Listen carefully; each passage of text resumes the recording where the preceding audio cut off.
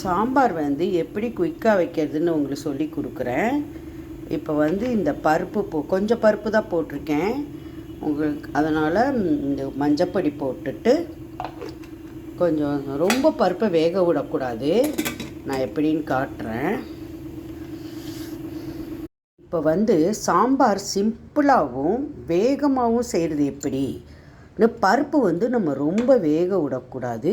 இந்த மாதிரி 3 விசில் வச்சு இந்த மாதிரி 1-2 தான் இருக்கணும் பருப்பு. இந்த இடத்துல நான் கடையவே மாட்டேன்.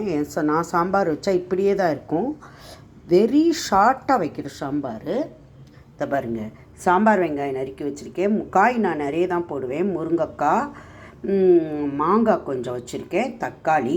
இப்போ என்னன்னா, சாம்பார் வெங்காயம் கிடைக்கிற ஊராக இருந்தால் நீங்கள் சாம்பார் வெங்காயமே நிறைய போடுங்க.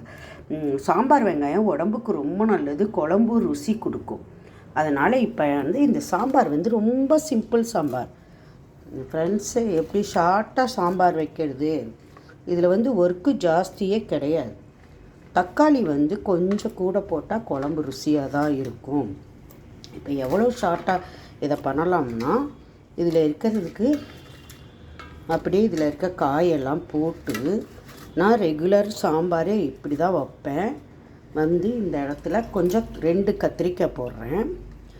நான் வந்து இங்கே வந்து தண்ணி வந்து சாம்பாருக்கு நிறைய விட மாட்டேன். இப்போ என்னன்னா, இந்த சாம்பாருக்கு தேவையாக கரெக்டாக காரம், குழந்தைங்க கூட சாப்பிட்ற மாதிரி தான் நம்ம சாம்பார் வைக்கணும். இப்போ வந்து இவ்வளவுதான். நான் இந்த இடத்துல மிளகாப்பொடியை தவிர்த்து எதுவுமே போட மாட்டேன். மல்லிப்பொடி கிளிப்பொடி எதுவுமே போட மாட்டேன். இதுக்கு தேவையான அளவு உப்பை போட்டுட்டு ஒன்றுமே பண்ண மாட்டேன் நான். இப்போ வந்து தனி மிளகாப்பொடி மட்டும்தான் போடுவேன். மல்லிப்பொடி கிளிப்பொடி எதுவுமே போட மாட்டேன். இப்போ வந்து நான் கொஞ்சமாக தண்ணி விட்டுருக்கேன். இது வந்து நீங்கள் 2 பேர் 3 பேர் சாப்பிட்னா இப்படி வைங்க. ரொம்ப நீங்கள் நிறைய பேருக்கு வைக்கணும்னாவே இதை நல்லா கடைஞ்சி விட்டு வேறு மாதிரி வைக்கலாம். ஆனால் நான் எப்பயுமே சாம்பார் கொஞ்சம் கெட்டியாக தான் வைப்பேன். ஓகேங்களா? இது இப்படி போட்டு ரொம்ப சாம்பார் சிம்பிள் என்னோடய சாம்பார். ஆனால் டேஸ்ட்டு ரொம்ப நல்லாயிருக்கும். நம்ம இது நிறைய பேர் ஒரு 7-8 பேருக்கு வைக்கணும்னா நிறைய தண்ணி விடலாம். அவ்வளோதான். இப்போ போட்டுட்டு முருங்கைக்காய் போட்டிருக்கனால நம்ம ஒரே ஒரு சவுண்டு தான் வைக்கணும். ஏன்னா வேறு காய் போட்டால் சவுண்டு கூட வச்சுக்கலாம். முருங்கைக்காய் போட்டிருக்கனால முருங்கைக்காய் குழையாமல் இருக்க ஒரு சவுண்டு வச்சுட்டு அப்புறம் நம்ம இதில் கொதிக்க விட்டுக்கலாம். சாம்பார் தாளிக்க நம்ம என்னென்ன போடுவோம்னு சொல்லி, எப்பயுமே தாளிப்பு தான் குழம்புக்கு ரொம்ப டேஸ்ட்டு கொடுக்குறது. கடுகு, ஜீரகம், வெந்தயம் போடுவேன்.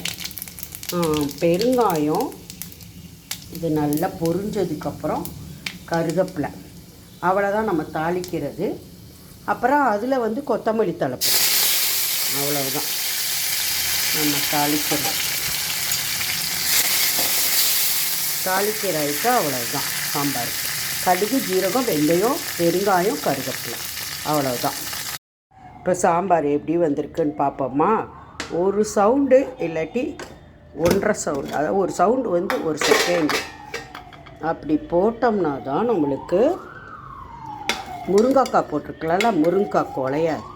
எல்லோரும் என்ன முருங்கைக்காய் குழஞ்சிருக்குன்னு கேட்பாங்க. அந்த தண்ணிக்கே தண்ணியாக வந்துச்சு கொஞ்சம் சாம்பார். இப்போ அடுப்பு பற்ற வச்சு கொஞ்சம் நேரம் கொதிக்க விடலாம். முருங்கைக்காய் கரையில் பார்த்தீங்களா? முருங்கைக்காய் கரையக்கூடாதுன்னா ஒரே ஒரு சவுண்டு தான் விடணும். மாங்காய் மித்ததெல்லாம் கரைஞ்சிருக்கு, முருங்கைக்காய் கரையில் பாருங்கள். இதுதான் ஒரு சவுண்டு விட்டுட்டு இங்கே கொத்தமல்லி தழை போட்டுட்டு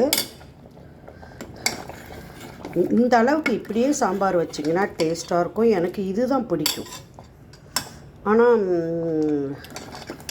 சில பேருக்கு ரொம்ப வேணும்னா தண்ணியாக ஊற்றிக்கலாம். இப்போ இந்த தாளிச்சதை எடுத்து நம்ம இதில் போட போகிறோம். தாளிச்சதை இதில் எடுத்து போட்டுருவோம். போட்டுட்டு ஒரு கொஞ்ச நேரம் கொதிச்சா போதும். எப்படி இருக்குங்க சாம்பார்? இந்த தாளிச்சதை அவ்வளவு எடுத்து ஃபோனை வச்சுட்டே பண்ணுறனால என்னால் முடியல. இந்த தாளிச்சதை அம்புட்டும் போட்டுட்டு பாருங்கள் சாம்பார் சூப்பராக இருக்கும் சாதத்துக்கு.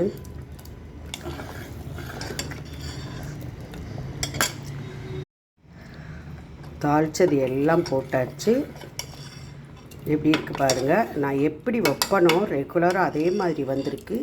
எனக்கு இந்த அளவுக்கு திக்னஸ் வச்சோட வைக்க பிடிக்கும். ஆனால் நிறைய பேர் தண்ணியாக சாம்பார் சாப்பிட்றாங்க.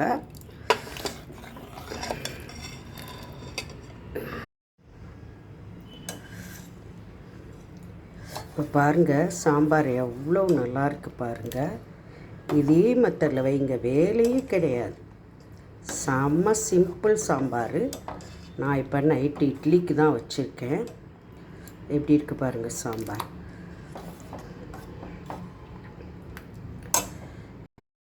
எங்கள் வீட்டில் நான் வைக்கிற சாம்பார் எல்லாருக்குமே பிடிக்கும். இங்கே மாங்காய் போட்டனால, மாங்காய் போடலைன்னா நான் புளி ஊற்றி வைப்பேன். இன்னொரு நாளைக்கு வேறு சாம்பார் வச்சு உங்களுக்கு காட்டுறேன்.